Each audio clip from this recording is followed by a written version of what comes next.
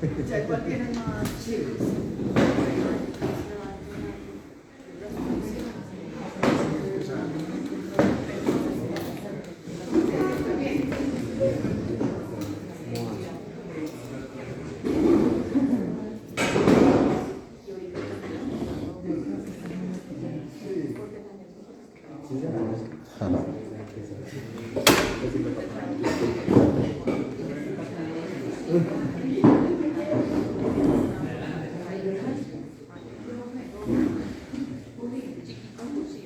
Voy a apagar este celular aquí.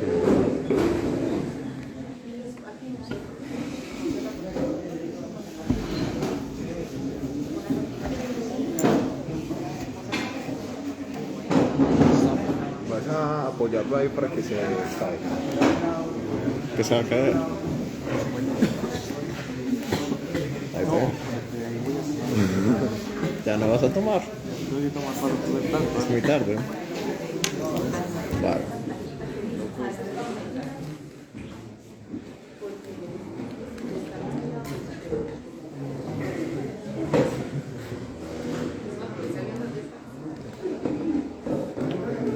De verdad no tenemos nada más como apoyar.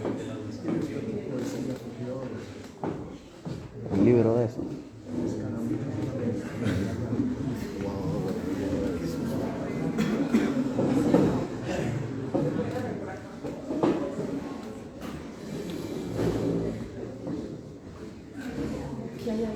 No.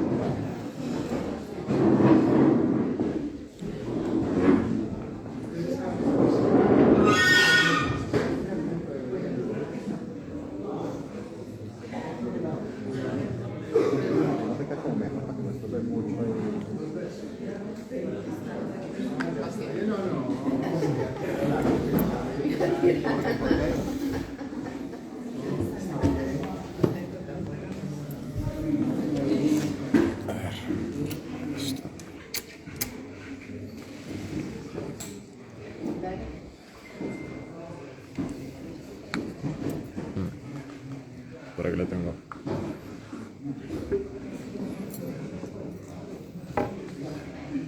Ay, yo que soy bien malo para tomar fotos con esta cámara. ¿Cómo me prende esto? ¿También nos podemos rotar? Me prende. Y uno toma una foto y no toma la foto. Si quieres, ven, yo te la organizo para que la puedas tomar. Sí. Muy buenas tardes para todos y todas. Una gran alegría estar en la sede de la Universidad de Antioquia, sede Sonsón, cuyo nombre es maravilloso, Joaquín Antonio Uribe, un escritor brillante y sensible a la naturaleza y a la ciencia en Sonsón, que los invito. Un honor estar en la biblioteca de la universidad, que celebro que esté abierta, y un honor estar con Olga y con todos ustedes, ver la universidad viva, lleno de jóvenes y adultos que quieren superarse, conocerse, aprender y aportar al desarrollo de estos territorios. Mi nombre es José Fernando Botero Grisales, egresé inicialmente en el 2009 de acá, en la tecnología en archivística, luego egresé como profesional en archivística a la sede central y tuve el honor de Olga de invitarme a presentar este maravilloso libro del cual pues vamos a conocer hoy. Digo el honor porque leer la obra de Olga me emocionó mucho por la gran calidad y la sensibilidad y cómo revive los muertos. Vamos a hablar hoy de las muertas, para darle resignificado y darle valor a la mujer, a su obra, a su sentido. Olga, muchas gracias por la invitación y háblanos un poco de tu vida, de tu formación académica y cómo llegaste a esta investigación. Muy buenas tardes, muchas gracias a todos los que asisten esta tarde a este evento. Muy feliz y muy orgullosa también de estar aquí. Les cuento que yo soy una orgullosa egresada de la universidad. Soy filóloga hispanista egresada de la Universidad de Antioquia. Y este trabajo, esta novela, es una biografía novelada. Nuestra protagonista existió en la vida real, nació en Jericó, Antioquia, y yo llego a Dolly, siendo yo criada en Jericó, porque yo no nací en Jericó, pero a los 8 añitos me llevaron a vivir a ese pueblo. Y allá estudié, allá hice mi bachillerato, y desde pequeña yo tenía gran inclinación por la literatura, así que yo empecé a asistir a cuanto evento literario existiera en Jericó, y nunca escuché hablar de Dolly Mejía.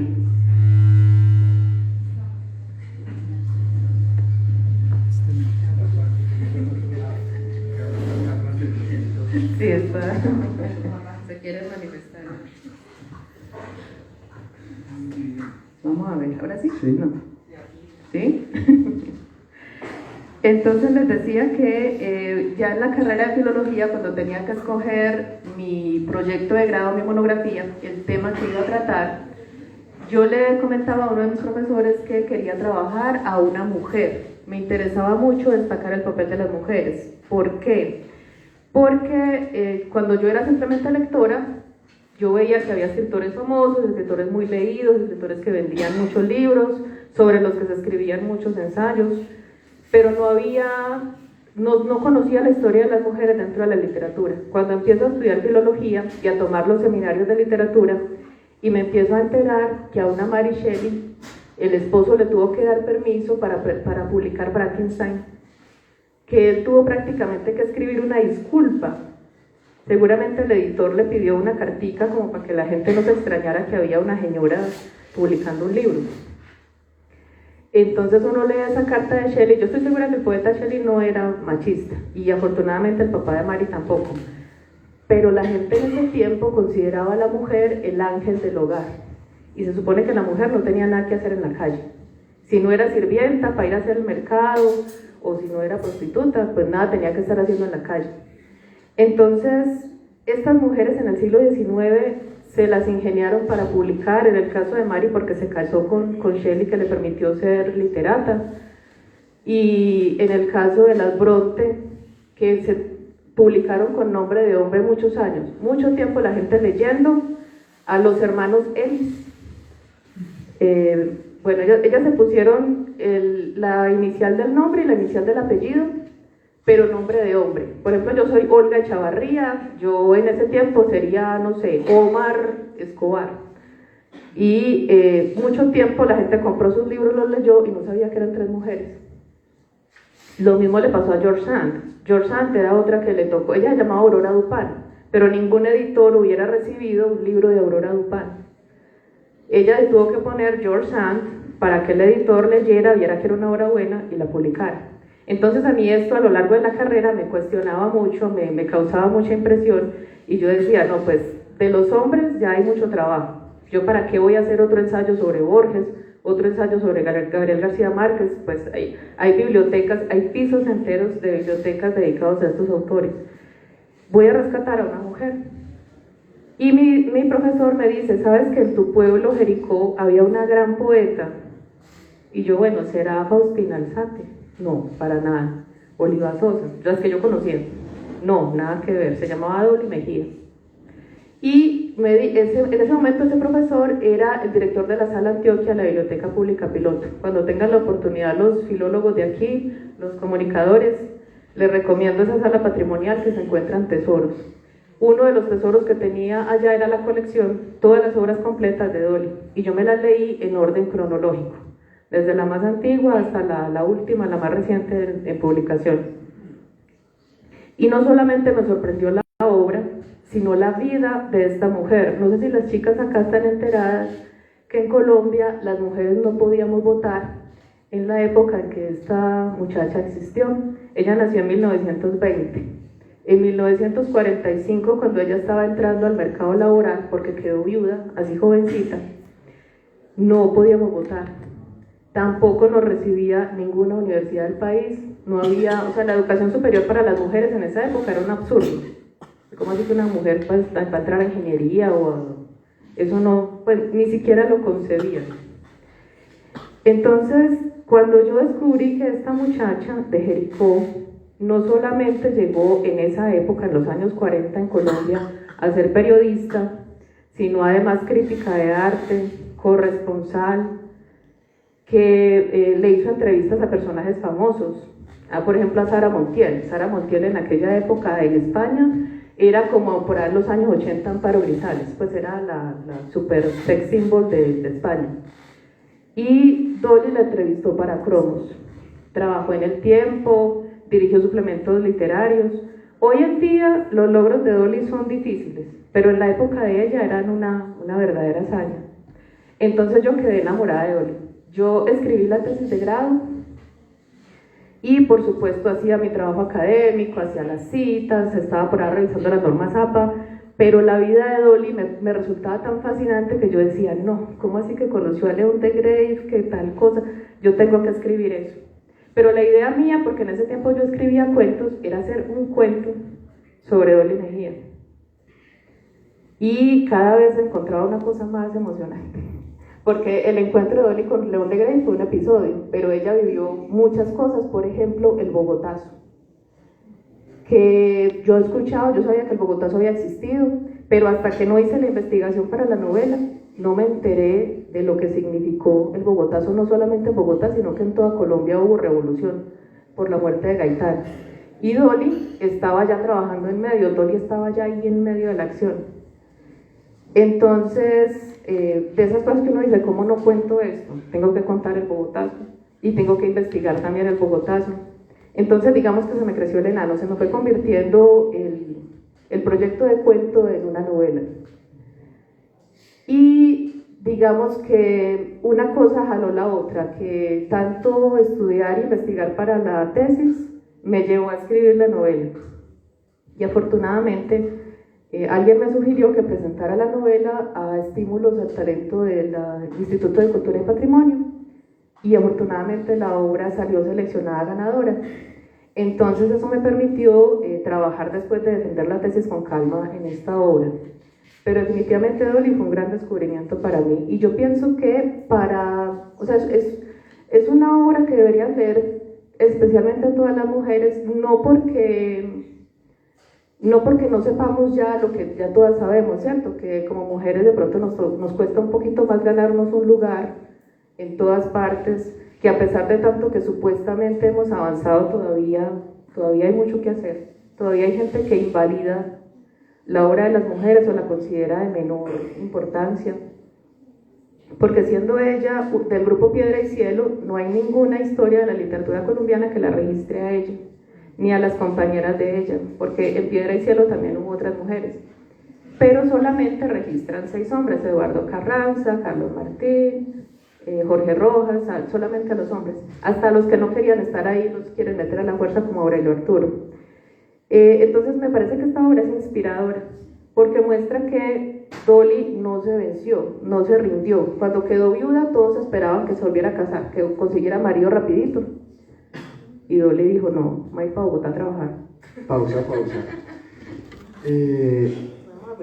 Hoy estamos cerrando el mes de marzo, un mes donde se le dedica a la mujer, pero que debería ser pues todo el año, el mes de todos, ¿cierto? De la vida, del reconocimiento, de los que vimos en la película Avatar, te veo, te reconozco, ¿cierto? Nos reconocemos entre todos. Entonces hoy hay un evento incluso en La Ceja, como con 8 mujeres poetas, muy al tiempo de y por eso celebro que hoy también se celebre la palabra de la mujer como una invitación a todas las voces, para que sigamos haciendo eventos en las diferentes partes de Sonsón y hablando de toda nuestra feminidad y la masculinidad y el respeto mutuo. Esta novela, cuando la leí, me causó mucho impacto porque todo el tema del sur de Antioquia, que está totalmente conectado con Caldas, y en 1905, fruto a la venta del Canal de Panamá, nace el departamento de Caldas. Pero fueron todos esos municipios fronterizos como Sonsón, Abejorral, un poco Jardín, Jericó, quienes fueron la punta de lanza de la colonización.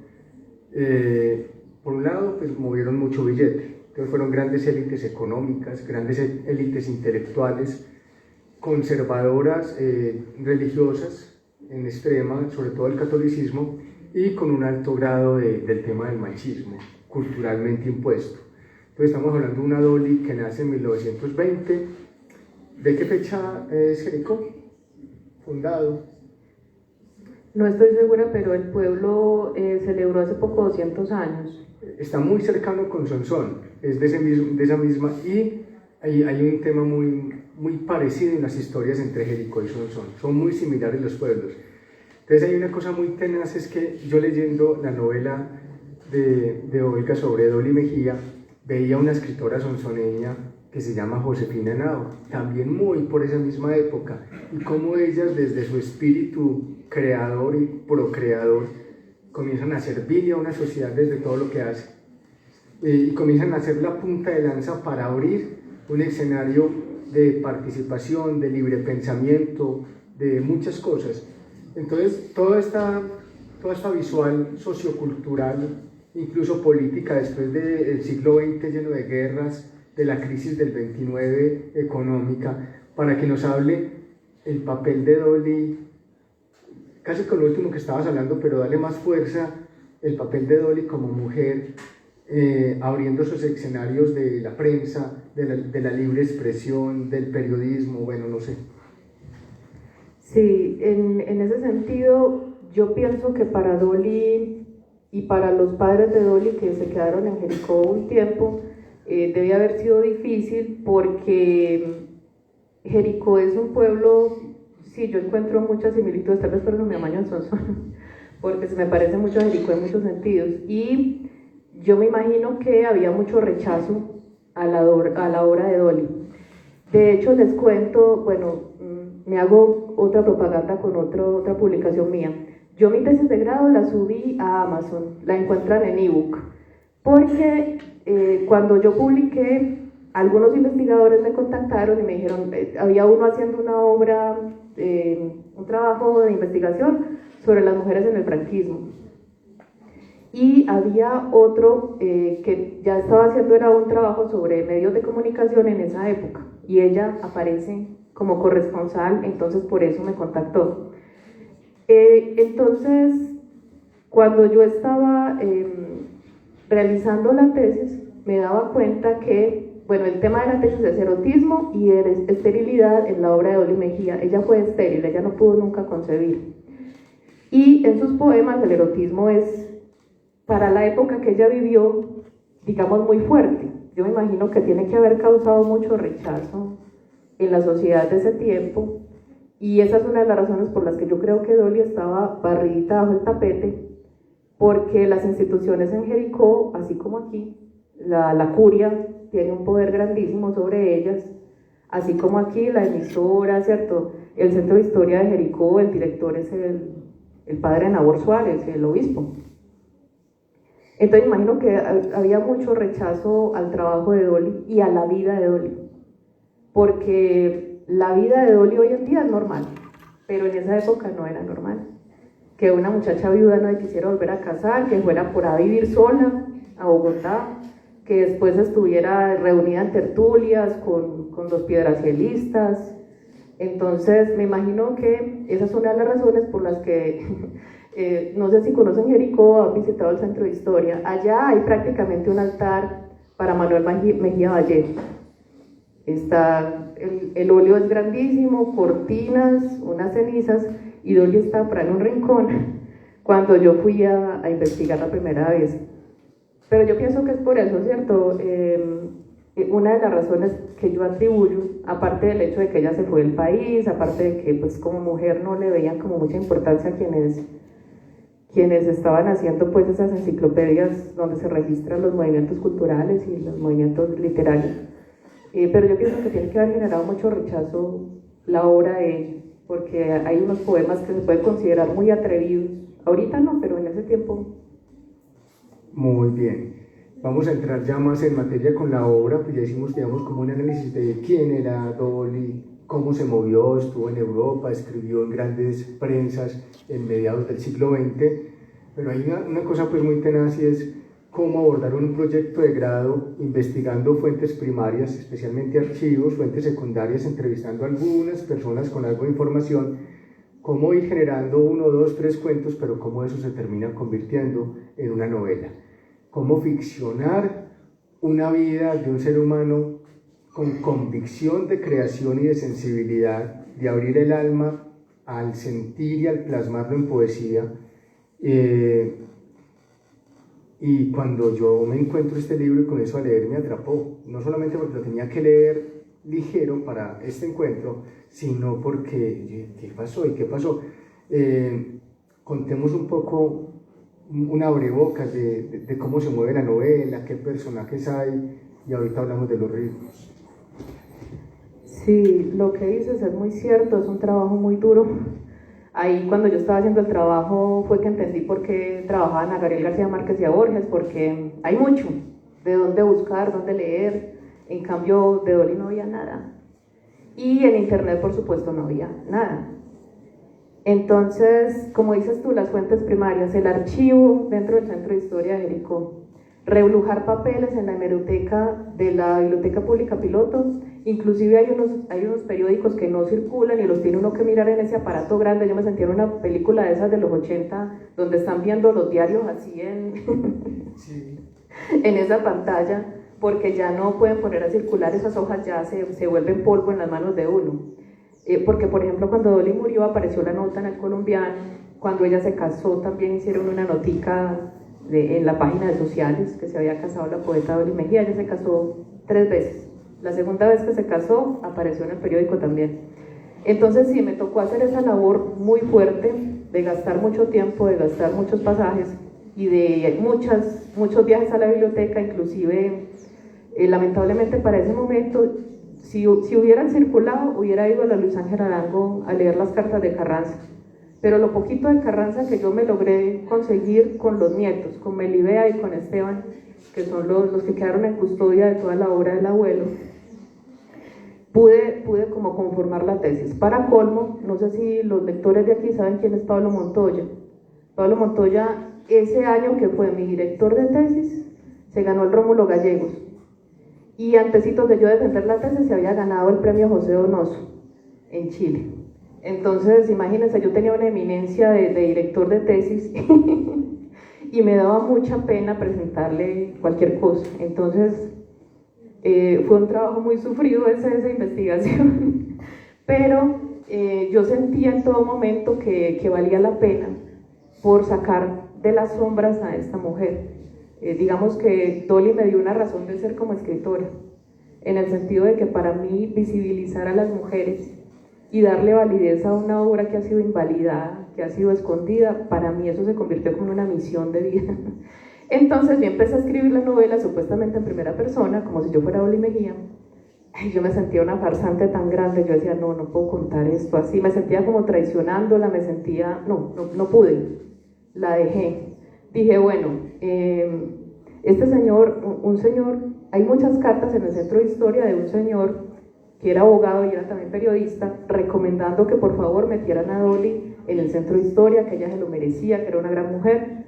Yo dije, bueno, entonces vamos a coger a este señor y vamos a inventarnos que está enamorado de ella y él va a contar la historia. Empecé, pero dije, no puedo, porque él no puede saber muchas cosas, tendría que ser Dios. Lo dejé y dije, bueno, voy a conseguir un narrador omnisciente, un narrador Dios que sepa todo lo que ella piensa, lo que siente, todo. Y empecé y dije, bueno, pero pierde el encanto del novio, pierde el encanto de la narración de ella, ¿qué hago? La solución fue finalmente utilizar 3 narradores. Utilicé el enamorado, utilicé el omnisciente para que mirara a Dolly todo lo que hacía y todo lo que decía y lo que pensaba y sentía, Y utilicé a la investigadora, que soy yo, pero no soy yo, porque muchas cosas que se cuentan ahí sí me pasaron a mí, pero otras me las inventé. Y muchas cosas de la vida de Dolly me tocó inventármelas, porque no tenía forma de corroborar. Muchas cosas quedaron a nivel de chisme. Hay cosas que son ciertas, por ejemplo, yo sé con certeza que, un ejemplo pues nada más para no difamar a Dolly, que ella con Eduardo Carranza no tuvo más que una amistad, porque las cartas las leí y vi que se hablaba como dos amigos, pero otras cosas eran chisme, noviecitos, cosas que ella había hecho, beber absenta, que era una cosa que hacían los bohemios de aquella época, se quedó a nivel de chisme. Entonces yo decidí conjugar los tres narradores porque me permitían manejar la cuestión del chisme, manejar la cuestión omnisciente, y todos los espacios en blanco, todo lo que no pude corroborar, lo rellené con ficción. Porque si no, o sea, una biografía como tal era imposible de hacer porque no había tanta información.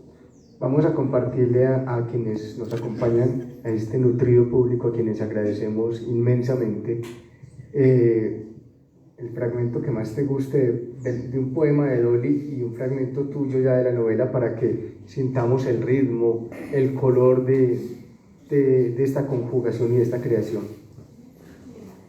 Bueno, me gustan muchos poemas de ella. Este libro, como es un libro, aparte de resaltar la vida de ella, también la obra, cada capítulo tiene un epígrafe, o sea, una pequeña introducción que proviene de los poemas de ella. Y también tiene intercalados unos poemas completos que obedecen como a una etapa de la vida de Dolly Mejía. El primer amor, el primer esposo, me atrevo a decir con toda tranquilidad que fue el gran amor de su vida, porque leyendo los libros, leyendo las cartas, el propio testimonio de ella tiene unos poemas con nombre propio para su esposo fallecido en un accidente, y ella le escribió un poema a él que se llama Mi amante, y dice: mi amante es como una nube, alto y lleno de silencio, camina lentamente como si pisara sueños, sus manos dejan ternuras en los libros y en los senos, y a veces se quedan mustias como apretando recuerdos. Mi amante es un bello árbol con sus ramas al pasado, saboreando antiguos vientos y antiguas tierras, amando. Este poema entonces muestra una Dolly muy enamorada, muy cándida, de alguna manera por allá en las nubes, ¿cierto? Y conforme ella va viviendo, ya los poemas van cambiando. Después de la muerte del esposo y después de otras cositas que le pasaron, ya no hay tantas nubes de algodón. Y ella, por supuesto, al viajar a España, al leer a otros autores, se alejó bastante de lo que era Piedra y Cielo. Ya ella, digamos que empezó a volar con alas propias y a construir como su propia voz narrativa sin tanta influencia de los piedracielistas. Les quiero compartir un par de estrofas para no hacerles tediosa pues una lectura muy larga. Siempre el poema es un poquito largo. Ella tiene muchos poemas haciendo referencia a su esterilidad. Este se llama ¿Quién tuviera un niño? ¿Quién tuviera un niño, chiquitín y suave, como un botoncito de rosa entreabierto, de apenas escasos cabellos dorados y los ojos claros como el firmamento? ¿Quién tuviera un niño, chiquitín y suave, de manitas tiernas como dos capullos, de orejas rosadas como caracoles, donde mi voz fuera de sutil murmullo? Entonces esto demuestra ya otra etapa de la vida de ella, donde ella estaba desesperada ya por tener un bebé y angustiada porque no lo conseguía. No sé si quieres hacer referencia respecto a la novela. Sí, yo quisiera que nos leyeras un párrafo o dos de tu prosa, porque vamos a hablar ahorita un poco de un juego de temporalidad Esta mujer nos lleva a 1930-40 y nos vuelve al 2000, nos vuelve a bajar al 50, nos vuelve locos con el tiempo y nos hace tener un esfuerzo mental muy interesante para poder no perder el hilo, pero lo que hace es generarnos unas atmósferas de los espacios, unas personalidades de los protagonistas y de los actores en una prosa muy rica. Entonces yo quiero que se deleiten con algún fragmento que nos lean y ya pues hablamos como de esos juegos temporales, de los personajes, entre otros.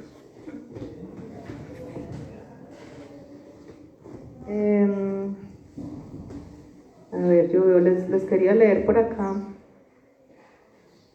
A ver. ¿Dónde está? Pensé que las... Bueno, les voy a leer un episodio cortico.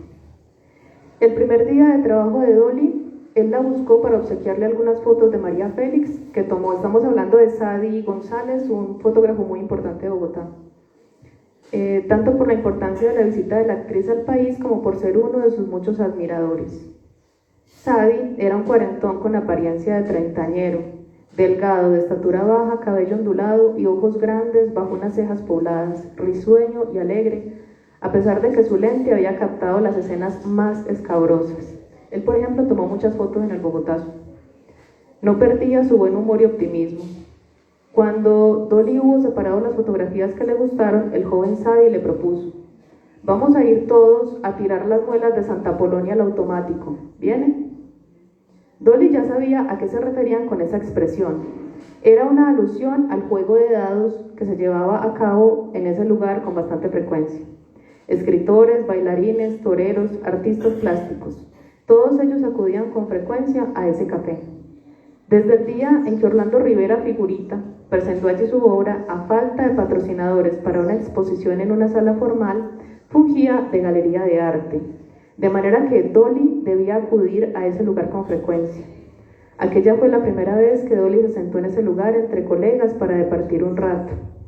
Así fue como conoció al viejo de gorra vasca y cigarro con boquilla que siempre estaba allí. De camino al café pasaron por el barrio Santa Fe, donde vivía el poeta, y se lo toparon de pronto sentado en el muro de una jardinera, fumando y mirando hacia las nubes del poniente.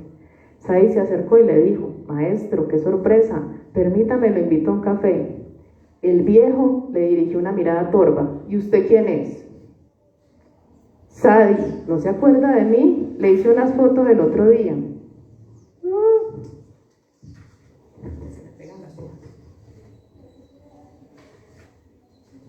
El viejo poeta arrugó la nariz, mas al contemplar a Dolly, pequeña, joven, de apariencia cándida, sonrió plácidamente y se puso de pie de inmediato.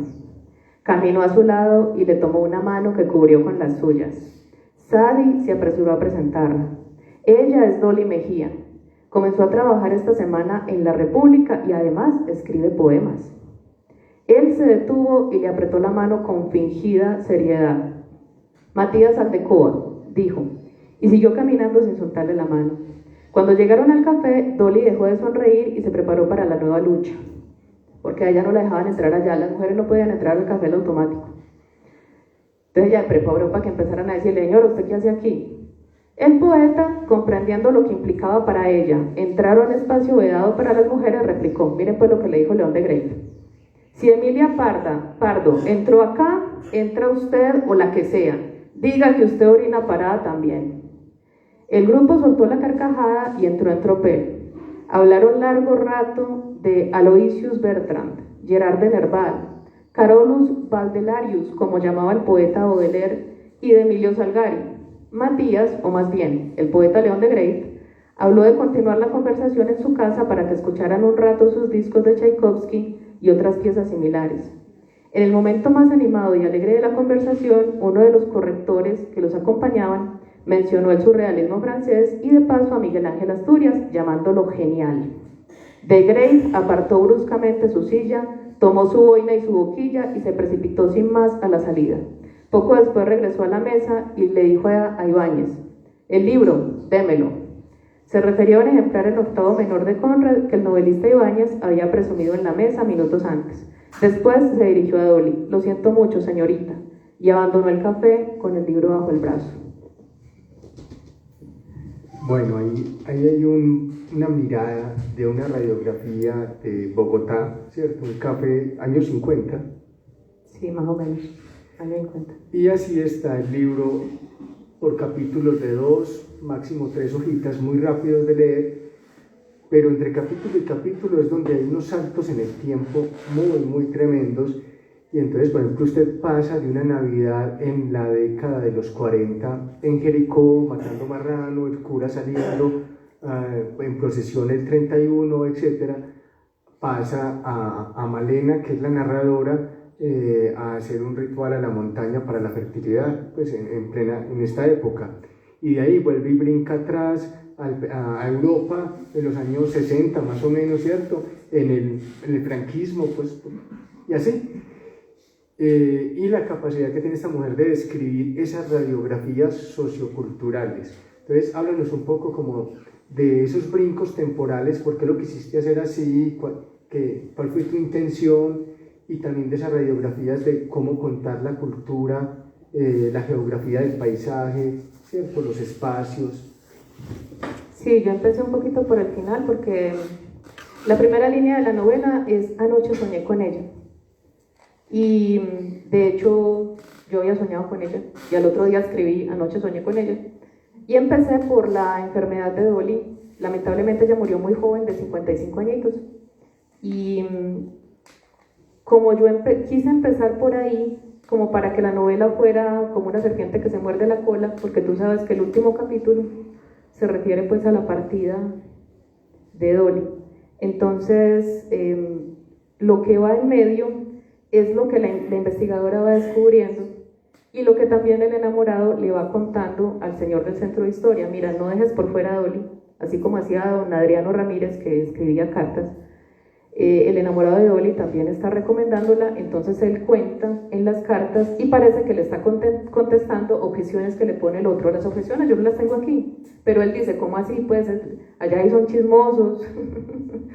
Dolly vivía así, ya está, ella fue independiente, sí, pero eso no significa que fuera una perdida, ¿cierto? La defiende todo el tiempo. Entonces, por eso esos saltos que tú encontraste, porque la obra no es lineal, nació, creció, se casó, no. Hay saltos temporales, hay saltos espaciales porque corresponden a la vivencia de cada personaje. Porque Dolly está viviendo, pero Ignacio está recordando. Y Malena está descubriendo. Malena está trabajando pues en su tesis y por supuesto es lo que me pasó a mí. Cuando yo estaba trabajando la tesis y tenía una fuente, la fuente no era, bueno, día 1 de la investigación nació Dolly, día 2 de la investigación creció. No, sino que yo encontraba, por ejemplo, la partida de matrimonio, que inclusive la tengo, uno de mis tesoritos, la partida de matrimonio de Dolly, o el otro día encontraba que había trabajado en cromos, al otro día encontraba que se graduó de museología en París. Entonces, como yo también iba encontrando en la investigación las cosas en desorden, en la novela están un poquito en desorden, sin embargo, si tú miras con cuidado, no es completamente desorden. Ahí la vida de Dolly se atraviesa de alguna manera como del final, de casi al final, y van transcurriendo eventos hasta su final. Entonces, por esa razón fue que encontraste esos flashbacks tan continuos. Sí, eso le hace una novela pues muy dinámica, pues poco aburrida porque uno está generalmente acostumbrado a leer lineal, de inicio pues, del pasado al presente. La novela está llena de personajes redondos. En literatura los personajes redondos son esos complejos que pasan desde la rabia, el amor, a la ternura. Entonces finalmente uno no sabe qué va a pasar con cada uno de ellos. Qué le está pasando a Dolly, qué le pasa a Ignacio. Y está mostrando una realidad colombiana, por ejemplo, que apenas como hasta el 50 o 60 se hizo carretera a Jericó. Entonces se cuenta una historia política de desarrollo nacional. Yo quisiera que leyéramos un fragmento del Bogotazo, para que miremos como otra mirada descriptiva de la novela y antojarlos más a que la lean y también que la aborden a la escritora para hablar de este libro, y que mientras se encuentra el fragmento pues contarles que se está soñando ya empezar a hacer una investigación sobre Josefina Henao Valencia Lucía Javier, que nació en Aguadas en 1930 y trascendió en Sonsón en el 87. También un ser de amplio vuelo literario. Dale. Bueno, cuando pisó la calle, Dolly oyó los primeros disparos. Afuera, donde la gente corría en todas direcciones, el dueño de un almacén hacía disparos al aire, tratando de impedir que continuaran robando sus mercancías. Pero la turba lo atacó.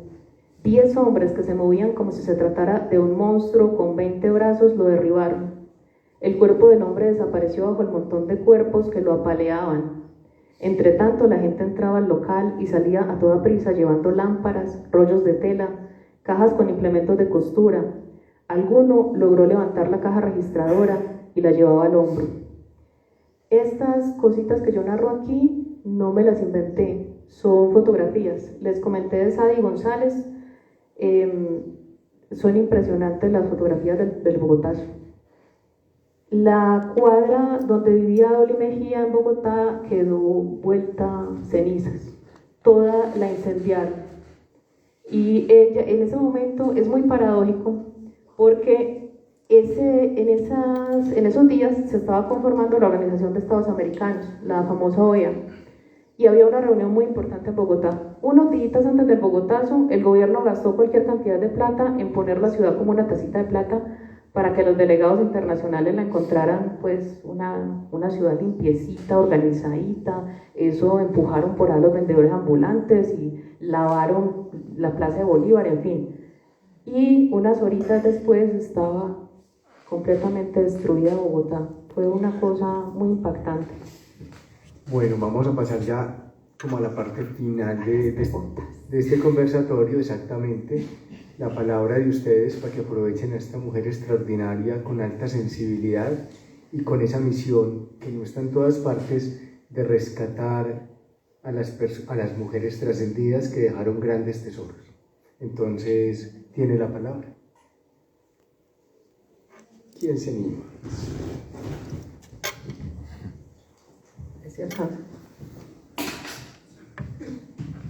Gracias. Dolly fue una escritora jericuana, tú también lo eres, y durante la investigación pudiste descubrir ampliamente su vida. ¿Te identificas de alguna manera con esta mujer? Sí, qué buena pregunta. Sí, me identifico totalmente. Como mujer, por supuesto, porque esto ya lo conté en otra entrevista que me hicieron para... hay una revista en Panamá que una amiga colabora, escribe artículos, se llama Somos Mujer. Entonces me hicieron la entrevista precisamente el Día de la Mujer y me preguntaba si yo había vivido un caso de discriminación, de sexismo. Entonces yo les contaba que cuando yo me gané el concurso del Instituto de Cultura y Patrimonio, un profesor me abordó y me dijo, bueno, ¿y cómo hiciste para ganar? ¿Quién es tu amigo? O sea que mi novela no tenía méritos para ganar, yo tenía que conseguirme un amiguito en el jurado para ganar. Y en ese mismo grupo, del mismo profesor, 2 compañeros habían ganado concurso. Uno ganó un concurso de cuento del Brasil de mis sueños y el otro ganó, el de cultura, los premios de cultura en la categoría de cuento de la universidad. Y que yo sepa, el profesor no le preguntó si tenía una amiga. O sea, ellos sí podían ganar porque el cuento era bueno o porque el libro de cuentos era bueno, pero resulta que si yo gané, ¿quién es tu amigo? Entonces, claro que me identifico. Cuando yo encontraba que a Dolly no la dejaban entrar a trabajar, que necesitaba trabajar. Señora, ¿usted qué hace aquí? Es que las mujeres no pueden entrar a los cafés. Solamente para entrar a limpiar el piso sí podían entrar. O para servir tintos, por ejemplo, cuando ella llegó a trabajar a la República. Señora, ¿usted qué hace aquí? A ver, agarre a bandejas ya de tinticos para allá. Para llevar el tinto sí, pero como para trabajar, pues como... y bueno, también de los primeros trabajos de ella fue la sección cultural. Vea, consígase unas receticas bien buenas para que ponga en el periódico. Ese tipo de cosas, claro, ahí me sublevan. Y sí, me siento muy identificada con Dolly. Entonces, yo digo que esa sí fue una gran motivación para yo escribir esta novela. Y sí, para defender el trabajo de las mujeres con el ardor que lo hago. Haber sufrido también cosas similares. No me tocó tan duro como a ella, afortunadamente, pero bueno, todavía hay esas actitudes tan desagradables. que esperemos que se supere. ¿Alguna otra preguntita por ahí? Joven. Ay, eso me lo han preguntado tanto, pero me gusta. Bueno, Dolly, en su desesperación por ser mamá, yo pude darme cuenta que Dolly no era la más camandulera, pero en su desesperación le pagó una promesa a la Virgen, a ver si lograba quedar embarazada. Pero no pude identificar a cuál de todas las vírgenes. Busqué mucho, pero no encontré a dónde se fue ella a pagar la promesa. Y buscando en internet vírgenes milagrosas de fertilidad, me encontré la de Torcoroma. Está en Ocaña, en Santander. Entonces, ese nombre me encantó, Torcoroma me sonaba tan rico. Yo decidí ponerle ese nombre a la finca de los Moreno en Jericó. Los Morenos son la familia de la mamá de Dolly. Entonces, allá en la finca ocurre un episodio, una ruptura sentimental muy triste, y está lloviendo. Yo quise como mantener el tono de esa ruptura sentimental en la novela. En la cubierta pueden ver la lluvia, ¿cierto? Y a Dolly por allá como entre sombras, porque de alguna manera es como traerla de detrás de ese cristal empañado. Entonces, por eso el título Aún llueve en Torcoroma. Inclusive yo no tenía una lista de títulos, yo sabía que Torcoroma tenía que estar ahí, y cuando escribí el episodio de esta ruptura amorosa, se me ocurrió, ¿cierto? Aún llueve, como que permanentemente ese sentimiento, esa nostalgia iba a permanecer en la obra y en la vida de quienes admiramos a esta mujer. Por ahí, Aleja. ¿Qué fue esa cualidad, esa evidencia o algún escrito que te atrapó de ella que no tuvo ningún otro escritor? Bueno, precisamente lo que me atrapó fue lo que yo encontré también en otras escritoras. Por ejemplo, en Alejandra Pizarnik, no sé si la han leído, o en Silvia Plath. Ellas son poetas, como se llaman, intimistas. O sea que ellas, hay poetas que usted puede leer la obra completa y no sabe ni quiénes eran ellos, a quién querían, a quién odiaban, porque todo está por allá a nivel simbólico, etéreo. Pero estas mujeres no, ellas, sus sentimientos, su vida, las vaciaban, las vertían en la poesía. Entonces, cuando yo leí esos poemas con nombre propio, por ejemplo, ella tiene un poema para el esposo muerto que se llama Carta a un muerto, y empieza, Alberto Hernández, Alberto, empieza con nombre propio, ¿cierto? Como si yo hiciera un poema para mi esposo Juan Carlos Roledo. es muy directa, no le da pena. Nosotros tenemos mucho pudor de mostrar nuestra vida, de exhibirnos, nos sentimos muy vulnerables cuando nos exhibimos de esa manera. Pero ellas, tanto Alejandra cuenta cosas terribles en sus poemas, de traumas que ella tenía de la infancia, de cosas que le dolían, cosas que no sería uno capaz de contarle pues ni el psicólogo. Lo mismo Silvia, ¿cierto? Entonces cuando yo vi esa honestidad, esa franqueza en Dolly, esa capacidad de abrirse por dentro y exhibirse de esa manera, eso también me enamoró de ella. Gracias, Aleja, por la pregunta. Muy bien, ¿alguien más quiere aprovechar este momento fabuloso de hablar del libro, de la autora? Sin timidez, sin miedo, sin miedo. Bien. Sí. Bueno, pues primero que todo felicitarla y le pregunto, luego de este libro, ¿piensa publicar más y sobre qué le gustaría escribir? Sí, muchas gracias por esa pregunta. Yo ya tengo otro libro en el horno, porque yo concursé el año pasado en el Concurso Nacional de Novela de la Cámara de Comercio de Medellín con una obra de misterio. Ahí sí, pues muy alejada de este trabajo, porque como escritora yo no quería como encasillarme. Yo tengo pues amigas, colegas y amigos que han cogido solo una línea y todo es romance, sobre todo romance porque es lo que más vende, es lo más comercial, todos quieren películas en Netflix, pero a mí pues esa no es mi prioridad. Entonces yo quería transitar toda la literatura. De hecho, por ahí hay unos poemitas míos también perdiditos, que algún día los recogeré, por ahí los publicaré, hay cuento. Entonces, para la Cámara de Comercio, aunque yo ya tenía esa novela bosquejada, yo dije, la voy a pulir y la voy a presentar. Quedó finalista y una editorial se interesó en publicarla. Entonces, esa sale, para los que les gusta el misterio, ya es un tema muy distinto, pero también se basa en hechos reales. Yo tenía una amiga con un hijo con trastorno bipolar y digamos que afortunadamente a mí no me ha tocado ser familiar de una persona con ese problema, pero esa experiencia, verla tan de cerca, ese muchacho, el sufrimiento de ese muchacho y de esa mamá, me inspiró esta novela. Entonces esta novela de misterio sobre un joven con trastorno bipolar que tiene que enfrentar una situación así de vida o muerte, que su vida está amenazada, pero su enfermedad se atraviesa ahí y él no sabe qué es real y qué no es real, pero entonces tiene que tomar la decisión: ¿me entrego o lucho? Y ahí es donde está la parte interesante de la novela. Entonces, muchas gracias. Para la Feria del Libro de Medellín la estaré presentando. Esta la voy a presentar en la Feria del Libro de Bogotá.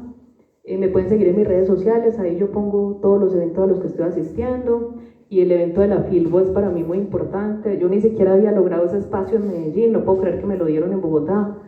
Entonces, me siguen en mis redes y ahí los tendré informados de todo.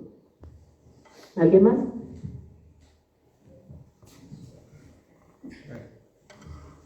¿Dónde se puede conseguir la novela? Me parece muy interesante y pues tengo a alguien en mi casa que yo sé que le va a encantar y que estaría feliz de poderla tener. No sé cuánto se puede. Bueno, aquí la tenemos a precio de lanzamiento, a 35.000 pesos. Yo también la tengo en libro electrónico en Amazon y estoy ahorita negociando que circule en algunas librerías. Entonces, quien la desea adquirir, aquí, si no, en el momento no pueden, yo resido aquí en Sonsón, todo el tiempo voy al Centro de Historia. De pronto te dejo ejemplarcitos allá por si alguna persona se quiere acercar y quiere comprar la novela. Pero bueno, hoy estamos a precio de lanzamiento. Y me puedes decir quién es la persona, te lo firmo, te lo dedico para la persona para que sea más entrañable. Yo los libritos que tengo firmados son tesoros. Listo, gracias. Es fabuloso para Sonsón ser el epicentro de que lleguen tantas personas, todas tan diversas, tan ricas, tan escondidas y a veces tan públicas. En este caso, para la familia, tener una madre y una esposa que está escribiendo en Sonsón, que está publicando, que está reconociendo las instituciones locales y le está dando vida a las infraestructuras culturales y está compartiendo experiencias y motivando, porque esto es sembrar fueguitos en cada corazón. Se deben sentir muy orgullosos. Yo me siento orgulloso de que estés acá viviendo en Sonsón, de que estés trayendo este legado de la historia de una mujer escritora colombiana que trascendió las fronteras y estuvo en Europa. Para los años 50 estudió museología. Para ese entonces había muy poquitas mujeres profesionales en Latinoamérica, menos de museología. Venir a escribir prensa en Colombia y hacer parte de una crítica social fuerte que estaba muy rodeada de machistas. Entonces se vino un reto, como les decía ahorita, que hemos estado hablando con Olga sobre la vida de Josefina Henao, de la cual tenemos un archivo, tenemos una novela autobiográfica escrita por Josefina Henao, una poeta impresionante, escribió también teatro costumbrista, entre otros, y Sonsón va a tener ahí en la responsabilidad, en las manos de Olga, la oportunidad de sacar a la luz una persona que está oculta, que la gente no conoce mucho, y eso me da mucha alegría. Entonces, no sé, despedirme como presentador, pero también darle la palabra a Olga. Entonces, gracias a ustedes pues, por estar en este espacio. De verdad que es muy bonito cuando la literatura toca corazones y ayuda a transformar vidas. Gracias, José, te doy las gracias a ti por este recibimiento que me haces, por valorar mi trabajo, por tenerme en cuenta para ese trabajo de Josefina. Ustedes no saben la emoción que es para mí abordar ese trabajo. Y un poquito de propaganda también.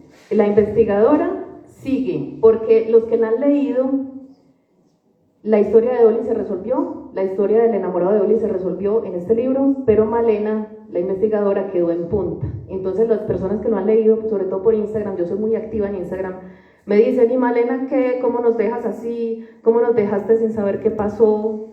Entonces sigue con Josefina, sigue investigando. A lo Dan Brown, ¿cierto? Con el investigador que está por allá, pasa de libro a libro. Pero sí, muchas gracias por ese encargo que me haces, por descubrirme, por presentarme a Josefina. Yo agradecí mucho a mi profesor que me presentara también a Dolly, porque yo siento que para mí es un honor resaltar el trabajo de estas mujeres. Y Josefina, así como Dolly, se lo merece, ser visible. Y muchas gracias a todos ustedes, de verdad. No se vayan tan rápido para que me pueda hacer una fotico así con mi público en este primer evento en el que participo, porque esta es la primera vez que presento formalmente la novela, esta segunda edición. Entonces es un momento muy emotivo para mí. Muchas gracias a Carolina, que me permitió hacer uso de este espacio, conocerlos a ustedes, compartir con ustedes, y bueno, espero que les haya quedado algo chévere de esta presentación, de este trabajo, y que se lo puedan llevar para la casa y leerlo. Gracias, la foto.